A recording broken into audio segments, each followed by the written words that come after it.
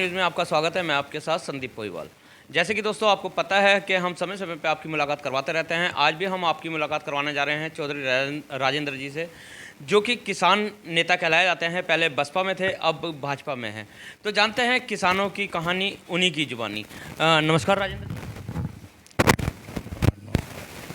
राजेंद्र जी, सबसे पहला हमारा सवाल है कि जो किसान आज के टाइम पे परेशान हैं, किसान का अभी मुआवजे को लेके जगह जगह धरने प्रदर्शन हो रहे हैं, किसान यूनियन वाले प्रदर्शन कर रहे हैं। आप क्या कहना चाहेंगे कि 2,500 रुपये में क्या किसान की फसल का मुआवजा पूरा हो रहा है? देखिए, प्रदेश सरकार इसमें चिंतित है और ये सच्चाई है कि किसान इस बार खाली हरिद्वार का नहीं, पूरे प्रदेश का, देश का पीड़ित है। बारिश की ऐसी आपदा आई है और ख़ासकर हरिद्वार में तो इतनी बड़ी आई है कि बहुत बड़ी तादाद में लोग किसान पूरी तरह अपनी फसल को गंवाए बैठा है, बची नहीं है फसल किसी नाम की। इसलिए किसान परेशान तो है ही है, लेकिन सरकार भी उसके लिए चिंतित है। प्रदेश सरकार और हरिद्वार के हमारे लोकप्रिय सांसद डॉक्टर रमेश पोखरियाल निशंक जी और पुष्कर सिंह धामी जी और प्रदेश सरकार के जो भी और मंत्री हैं, उन लोगों ने दौरे भी किए हैं और बहुत बड़ी राहत जनपद हरिद्वार में किसानों को पहुंचाई है। और कल मैं सुना था, आपने सुना होगा, कृषि मंत्री ने कहा कि कुछ जगह जो है सर्वे ठीक नहीं हुआ है, दोबारा सर्वे प्रशासन करा हुआ है और जो लोग छूटे हैं, पीड़ित हैं और आपदा के उसमें आए हैं, तो उनकी दोबारा गिनती हो और उन्हें मदद मिला है। और जो रही मुआवजा कम मिलने की बात, ये कुछ मानक हैं जो खाली कहने से नहीं, पर कुछ उनसे हट के कोई मदद सरकार जो करनी चाहिए वो कर भी रही है, करेगी। और रही किसानों की बात बताना, हमारे यहाँ बहुत जागरूक लोग हैं जो किसानी संगठन है, किसान यूनियन है। मैं समझता हूँ पूरे उत्तराखंड में जो किसान यूनियन के कई संगठन हमारे जनपद से ही हैं, तो वो छोटी छोटी बात को भी बहुत अग्रेसिव होकर मजबूती के साथ किसान के हित में उठाए हैं। लेकिन सरकार भी उनकी बातों की अनदेखी नहीं करती है और उन पर कहीं ना कहीं निर्णय लेना का काम करे, किसानों की मदद करने का काम करे। अगर बात अब किसान की आई है, तो किसान तो इसलिए धरने पे बैठा है कि एक फसल को कम से कम 1 बीघा के खेत में 5 से 8 हज़ार रुपये खर्चा आता है, लेकिन जो सरकार है वो 2,500 या 3,000 रुपये दे रही है। नहीं, ये बात आपकी सही है कि वो 2,500 रुपये इसलिए दे रही कि वो केंद्र सरकार के ऐसे मानक है, लेकिन उसके अलावा भी प्रदेश सरकार ने बहुत तरह की मदद की है क्षेत्रों में। पूरे जनपद के ब्लॉकों में कैंप लगाकर हर तरह की सुविधा किसानों को पहुंचाने का काम किया। लेकिन सच्चाई तो यह है कि किसान जितना पीड़ित हुआ है आपदा से, उतनी मदद अभी सरकार नहीं कर पाई और ना सरकार उसकी पूर्ति कर सके। वो तो किसान ही अपनी मेहनत से करेगा, लेकिन उसमें सहयोग करने का काम ज़्यादा से ज़्यादा सरकार कर रही है, करेगी। राजेंद्र जी, अभी बात आई है किसानों की और किसान यूनियन की, यानी कि संगठनों की। तो क्या ऐसे कारण है कि छोटे छोटे संगठन बहुत बन रहे हैं? अभी जैसे कि हमारे हरिद्वार ज़िले में ही है, किसान रोड है, किसान तोमर है, किसान अम्बावत है, किसान टिकैत है।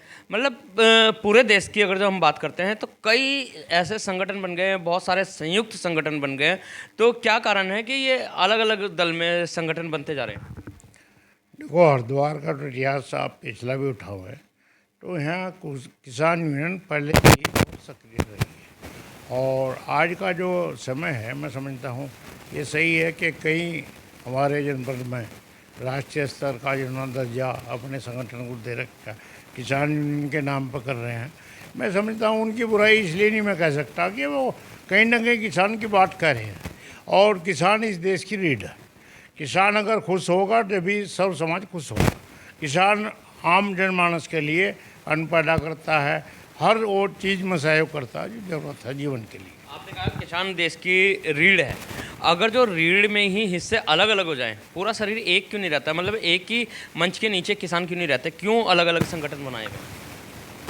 अब ये सवाल तो मैं समझता हूँ जो किसान यूनियन के नेता हैं उनसे पूछे, पर मेरी राय है कि ज़्यादातर यदि किसान की सबकी एक मानसिकता है, किसान के संबंध में बात करनी है, तो आपस में संगठित होकर एक दल, एक यूनियन बना ले, कोई बुराई नहीं है, अच्छी बात है, मेरा तो सुझाव है।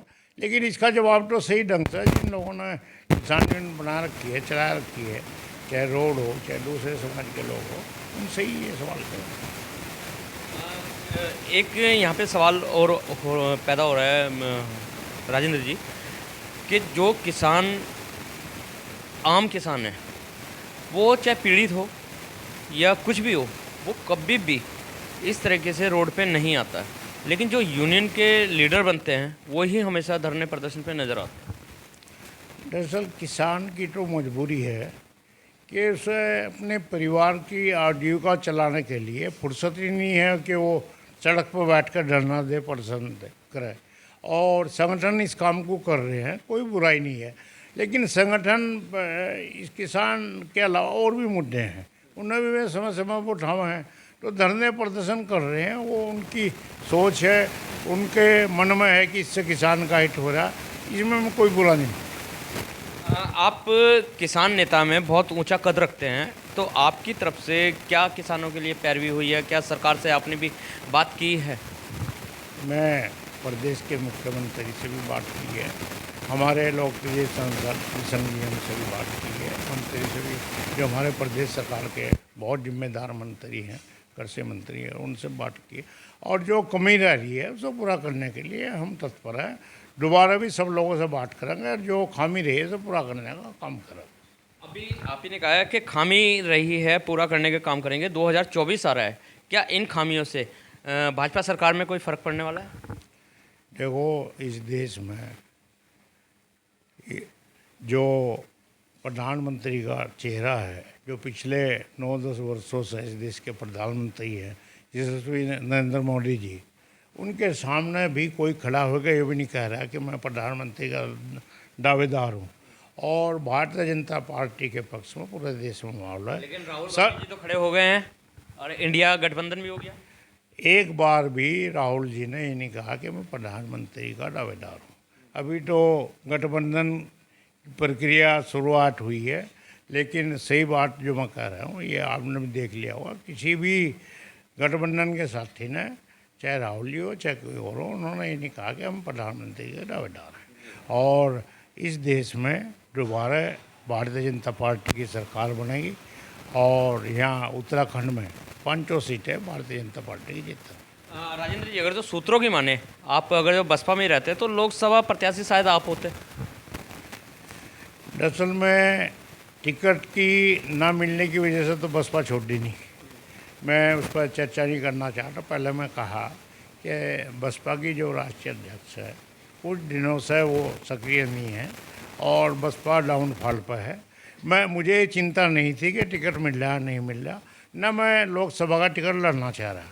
मैं हरिद्वार से मैं समझता हूँ निशंक जी का टिकट होगा और तन मन धन से मैं भी और मेरे साथी भी पूरे एकजुट होकर उसे मजबूत करने का काम करेंगे, चुनाव को और जीत तक पहुंचाने का काम। जैसे आपने कहा अभी बहन मायावती डाउन पे चल रही हैं, बसपा डाउन पे चल रही है, तो ऐसे में दलित समाज का जो वोट है वो किस तरीके से आप लोग एकत्रित करेंगे?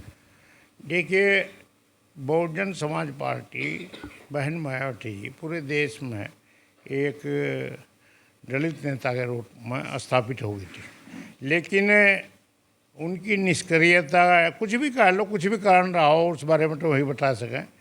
आज उसमें कहीं ना कहीं कमी आई है और वो दूसरे दलों पर भी कहा है और भारतीय जनता पार्टी की जो नीति रीति है उससे प्रभावित होकर बहुत बड़ी तादाद में भारतीय जनता पार्टी के साथ खड़ा है। बहुत मजबूत नेता हमारे बहुजन समाज पार्टी के टूट कर भारतीय जनता पार्टी कि में हरिद्वार में उन्होंने समावेश किया है और उनसे हमें मजबूती मिल रही है। और दलित समाज आने वाले 2024 में भारतीय जनता पार्टी। राजेंद्र जी, अभी बात हो रही है हरिद्वार ज़िले की, तो हरिद्वार ज़िले में अभी जैसे जिला पंचायत अध्यक्ष बने हैं किरण चौधरी जी, मुख्यमंत्री का अपना दायित्व निभा रहे हैं, सतपाल महाराज जी अपना दायित्व निभा रहे हैं, लेकिन अगर जो कहा जाए जिला पंचायत अध्यक्ष जो होते हैं वो अपने आप में एक अहम भूमिका रखते हैं, तो किरण चौधरी जी के बारे में क्या कहना है? क्योंकि जहाँ तक जाते हैं उनका जो मूल गांव है वहाँ पे भी नहीं हो पहुँचे। देखो, जो गांव में पहुंचने की बात है वो तो किरण जी बता पाओगे, लेकिन 1 साल से ज़्यादा जिला पंचायत अध्यक्ष हुए बने हुए उन्हें हो गया है और वो काम कर रहे हैं जितना भी कर सके हैं। और अभी अभी मैं चर्चा सुनी है कि सुभाष वर्मा जो लगभग 100 करोड़ का घोटाला जिला पंचायत पर साबित कर रहे थे प्रेस के माध्यम से, मैं तो चर्चा सुनी है हफ्ता 10 दिन से कि वो भी सरेंडर होकर उनके काम से प्रभावित होकर उनके साथ आएंगे। अब उसमें अच्छा होगा बुरा होगा वो तो जाना, लेकिन वो सब लोगों को साथ लेकर चलने का काम ये कर रहे हैं। राजनीति पहलू तो नहीं माना जा रहा है, क्योंकि वही सुभाष वर्मा अभी कुछ दिन पहले आरटीआई के थ्रू घोटाला बताया था तकरीबन 60,000 का, और आपने कहा कि 100 करोड़ का, मतलब 60 और 100 करोड़ में ज़्यादा फर्क तो है नहीं। तो क्या ये राजनीतिक पहलू तो नहीं है कि वो किरण जी के साथ आ गए? नहीं, जो आप कह रहे, मैं अपनी तरफ से 100 करोड़ नहीं कहा। पहली बार उन्होंने 60 करोड़ कहा था, दोबारा जो प्रेस करी थी उसमें 100 करोड़ का बताया था। और अब मैं तो सुनी ही बात कर रहा हूँ कि मुझे चर्चा ये है कि किरण जी ने सुभाष वर्मा को भी उस क्षेत्र में, माणकपुर क्षेत्र में, क्योंकि दोनों ही चुनाव लड़े थे आमने सामने, और किरण जी जीत गए थे, सुभाष वर्मा हार गए थे। उसके बाद पूरा विरोध का सिलसिला जारी रहा है, लेकिन अब कुछ समय से चर्चा ये है कि सुभाष वर्मा भी बहुत मजबूती के साथ किरण के साथ आ गए। सुभाष वर्मा जी की जो आवाज़ थी वो दबाने के लिए किरण जी ने अपने साथ मिला लिया। अब इसका जवाब तो सुभाष वर्मा देंगे कि उनकी आवाज़ दबाई है, आवाज़ उठाई है, पर इसमें तो कुछ ना कुछ फ़ायदा दोनों को दिखाई दे रहा होगा। जैसे जिला पंचायत अध्यक्ष है किरण जी, उनके कामों से आप प्रभावित हैं, तो किसानों के लिए आप किरण जी को क्या संदेश देना चाहेंगे कि और अच्छा सा करें? क्योंकि जिला पंचायत अगर तो माने जाए तो आप ही के परिवार में रहा है, आप खुद जिला पंचायत अध्यक्ष रहे हुए हैं। नहीं, ये जो आपने कहा मैं उनके काम से प्रभावित हूँ, प्रभावित तो मैं हूँ नहीं, लेकिन वो जितना कर रहे और अच्छा करना चाहिए। और मुझे तो तकलीफ़ इस बात की है कि मेरे क्षेत्र में जहाँ से मैं प्रहलादपुर से जीत का आया, वहाँ वो काम करने में नगण्य हैं। एक बार शुरू में पिछले साल उन्होंने थोड़ा सा काम वहाँ कराया था, उसके बाद कोई काम नहीं करा। लेकिन चूँकि भारतीय जनता पार्टी में उनके साथ हूँ और जिला पंचायत में भी मेरा सहयोग रहेगा ना, मेरी वजह से उन्हें तकलीफ हो। आप अगर जो बसपा में रहते हैं तो ये लोकसभा मैं प्रत्याशी तो शायद सलाह आप दे रहा हूँ कि और अच्छा करें। कुल मिला के आपका कहने का असल मतलब है में कि काम अच्छा करे टिकट और की क्षेत्रों में ना मिलने विकास। की वजह से तो बसपा छोड़ दी नहीं। मैं उस पर चर्चा नहीं करना चाहता। पहले मैं कहा कि बसपा की जो राष्ट्रीय अध्यक्ष है कुछ दिनों से वो सक्रिय नहीं है और बसपा डाउनफॉल पर है। मुझे ये चिंता नहीं थी कि टिकट मिल रहा नहीं मिल रहा, न मैं लोकसभा का टिकट लड़ना चाह रहा। मैं हरिद्वार से मैं समझता हूँ निशंक जी का टिकट होगा और तन मन धन से मैं भी और मेरे साथी भी पूरे एकजुट होकर उसे मजबूत करने का काम करेंगे, चुनाव को और जीत तक पहुंचाने का काम। जैसे आपने कहा अभी बहन मायावती डाउन पे चल रही हैं, बसपा डाउन पे चल रही है, तो ऐसे में दलित समाज का जो वोट है वो किस तरीके से आप लोग एकत्रित करेंगे? देखिए, बहुजन समाज पार्टी बहन मायावती जी पूरे देश में एक दलित नेता के रूप में स्थापित हो गई थी, लेकिन उनकी निष्क्रियता, कुछ भी कह लो, कुछ भी कारण रहा हो, उस बारे में तो वही बता सकें। आज उसमें कहीं ना कहीं कमी आई है और वो दूसरे दलों पर भी कहा है और भारतीय जनता पार्टी की जो नीति रीति है उससे प्रभावित होकर बहुत बड़ी तादाद में भारतीय जनता पार्टी के साथ खड़ा है। बहुत मजबूत नेता हमारे बहुजन समाज पार्टी के टूट कर भारतीय जनता पार्टी कि में हरिद्वार में उन्होंने समावेश किया है और उनसे हमें मजबूती मिल रही है। और दलित समाज आने वाले 2024 में भारतीय जनता पार्टी के बहुत बड़ी तादाद में साथ रहेगा। जी, बहुत बहुत धन्यवाद हमारे चैनल से जुड़ने के लिए। तो ये थे हमारे साथ चौधरी राजेंद्र सिंह, जिन्होंने बताया है कि 2024 में भी भाजपा सरकार जो है बहुत बड़ी जीत हासिल करेगी और 2024 में जो दलित वोटर हैं वो बढ़ चढ़ के हिस्सा लेगा। तो इसी के साथ बने रहिए, दृष्टि न्यूज़ में मिलवाते रहेंगे इसी तरीके के खास शख्सों के साथ। जब तक के लिए दीजिए इजाज़त। जय हिंद, जय भारत, जय उत्तराखंड।